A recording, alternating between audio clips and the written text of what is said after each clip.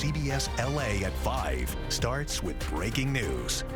Good evening. Thank you for joining us. I'm Pat Harvey. And I'm Juan Fernandez. Rutabe Shabazi has the evening off. That breaking news, an alleged terror plot foiled tonight. An Iraqi national is facing federal charges. And assignment editor Mike Rogers is at the desk. Mike, prosecutors say the man arrested paid to have a Jewish center here in Los Angeles bombed. That's right, Pat. And unfortunately for him, but fortunately for everyone else, he was actually talking to an undercover FBI agent when he made that request, even paid the FBI agent $3,000 in cryptocurrency as a down payment for the alleged attack. Now, we want to show you some photos here. He was taken into custody by the FBI after first being arrested in Turkey and then handed over to U.S. authorities. Now, the U.S. authorities accuse him of being involved with Iran's Islamic Revolutionary Guard, or the IRGC, and Hezbollah. They say he is conspired to support them. Now, this is a 32-year-old man. He was being prosecuted in New York as that was also a target. New York, Scottsdale, Arizona, and here in Los Angeles. There you see photos of him with the late leader of that, the slain leader of that group. Now, he is accused of already carrying out 18 reported terror attacks in Europe. And again, prosecutors say that through an undercover agent, he asked to have locations in New York, Scottsdale, Arizona, and Los Angeles bombed, Jewish centers in those states, and asked if they could do it all at the same time. Now, while he was in court today, his defense attorney spoke moments later. We believe that he's being punished for an alleged relationship with the late Qasem Soleimani, because in some circles, my client is known as Mohammed Bakr Soleimani, and that this case is a political case, and it's a political prosecution, and we're going to be litigating it as such. Now, his attorney also said in that interview that he has concerns about how his client was arrested and ultimately transported to the United States, saying to their knowledge so far there was no extradition hearing and no due process involved in that. So he says he plans to challenge that as well. But for now, this man is in federal custody in New York, accused of planning bombing attacks on Jewish centers in New York, Scottsdale, Arizona, and right here in L.A. Guys. All right, thank you. I know you'll report as the news develops. All right, we have more breaking news right now in Santa Monica, where one person was hit and killed by a bus. This happened at Main Street and Ocean Park Boulevard around 2 o'clock this afternoon. No word on what led up to the accident, but there are road closures in the area as police investigate.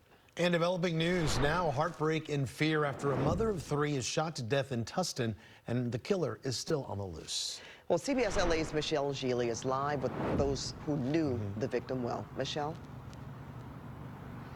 Pat and Juan, police tell me that this was an isolated case. That's at least what they believe. But what has people worried is the fact, just what you said, that the shooter hasn't been caught. This was a mother who was the victim, 2 sons and a daughter.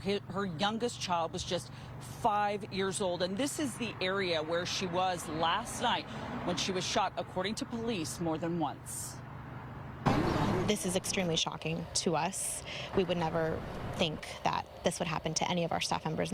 Gunned down in broad daylight in a quiet Tustin neighborhood around the corner from work. A day after the homicide of 42-year-old Sandra Rodriguez, her family sat on the curb on Yorba Street and mourned the healthcare worker and mother of 3. Police are searching for her killer. For the family, I just wanted to acknowledge and honor them, to acknowledge their sorrow, and, just kind of chat with them for a few minutes. Rodriguez's loved ones weren't ready to talk on camera about their loss. A niece said that her aunt was devoted to family and had recently started a job at the nonprofit health agency Families Together. Rodriguez parked her car off-site, according to relatives, and that is where she was shot Thursday evening about 6:15.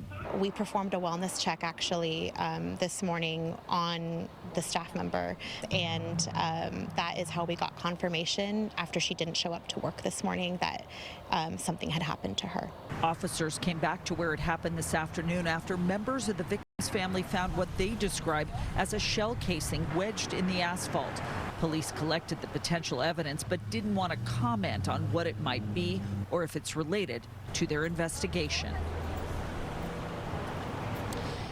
And the reports from back here live, the reports from police are that the person who shot her was wearing all black and possibly driving off in an older, dark-colored Honda. Again, the police are saying that they do not believe that there's a gunman on the loose looking to shoot people here in the Tustin area, rather that this appears to be an isolated incident. That's the latest here live in Tustin. I'm Michelle G. Back to you. Michelle, thank you. Detectives have arrested 2 teens accused of swerving into an LA County Sheriff's deputy with their dirt bikes, causing him to crash his motorcycle. This happened last night in the area of Avenida Rancho Tesoro and Duke Drive. The deputy was taken to a hospital with non-life-threatening injuries. In Montebello, we have an update tonight on the house fire that killed 3 people, including a child. Investigators are calling it arson related to domestic violence. And CBS LA's Joy Benedict spoke with the neighbors as they returned home today and brings us new information about the victims. Families returned to their homes in Montebello to try and salvage anything they could. Is it a total loss? Yes, for the 2 families that live back there, for sure. After a fire broke out Thursday morning, destroying 3 units on this property and killing 3 people in what detectives are calling arson. I spent a lot of good times with her. And we are learning more about the woman who lived here. Yeah, that's Rosie. Friends identify her as Rosie Borquez and say she lived in this apartment with her 13-year-old son. He's so nice. The son's so nice. He went swimming to my house so many times, and he's a very intelligent kid. Her Melinda Anaya says she just saw her friend on Monday when she confided in her that her boyfriend was abusive and threatening her child. He knows that she loves her son. That's why he tried to do something to his son. Police say they got 911 calls around 4:30 Thursday morning of 2 people on fire as neighbors describe a terrifying scene. I opened up the window blinds and I saw people were on fire, yeah. Santi Sabalos lives next door and says his dad tried to put out the fire, but it was too strong. And my dad just told everybody to get out the house. You know, the house is on fire. So yeah, we got out as soon as possible. Police say a man and a woman with burn injuries were taken to a nearby hospital where they died. A child's body was also found inside. Their cause of death unknown. I'm still trying to keep it all in, you know. And although it's not clear what started the fire, police say this is a case of domestic violence, one that ended the lives of 3 people. When I talked with her for the last time, I never think that that's gonna happen to her. All 3 apartments in the back building are now unlivable because of that fire. The other 2 families are being put up in a local hotel temporarily thanks to the Red Cross. Of course, we are still waiting for the official identification of all 3 people who died. From Montebello, I'm Joy Benedict, CBS LA. Devastating to so many, right? All right, some strong winds and high fire danger in some parts of SoCal this weekend. Well, we are all ears, Evelyn, because we always look forward to the weekend, but we have to pay attention when she's going to talk about weather like that.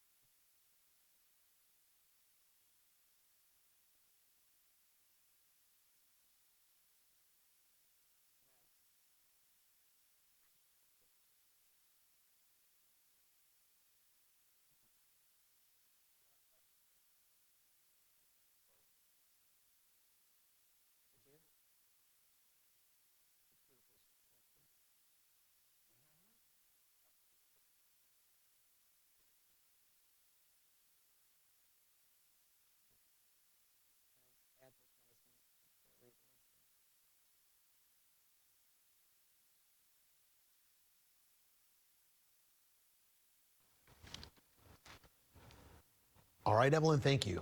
New now at 5, the Trump administration is reportedly making a plan to impose Colorado River water cuts on western states. Well, reservoirs along the river are a major source of water for California and 6 other states, but their levels are dropping. According to the LA Times, the administration told state leaders it has a 10-year plan for water cuts that would include a 40% reduction for California, Arizona, and Nevada. The river is a major water source for much of the Southwest, but its largest reservoirs, Lake Mead and Lake Powell, are severely depleted. Well, still ahead here at 5, a warning to some SoCal residents after hidden surveillance cameras were discovered in neighborhoods. And Mike Rogers on the desk has more on this crime alert. Plus, President Trump wraps up his 2-day trip to China, and he's opening up about tensions over Taiwan. Look at this. Only in LA can a burger cause a line like this. Everyone here waiting to get one of those world-famous chili cheeseburgers here at the original Tommy's, celebrating a major milestone, and it's quite the price. Why customers tell me they've kept coming back decade after decade. And CBS LA Cares is teaming up with the National Alliance on Mental Illness for tomorrow's NAMI Walks Mental Health Festival. It starts at 8 a.m. at LA State Historic Park in Chinatown. To sign up and find resources, go to cbsla.com/mentalhealth.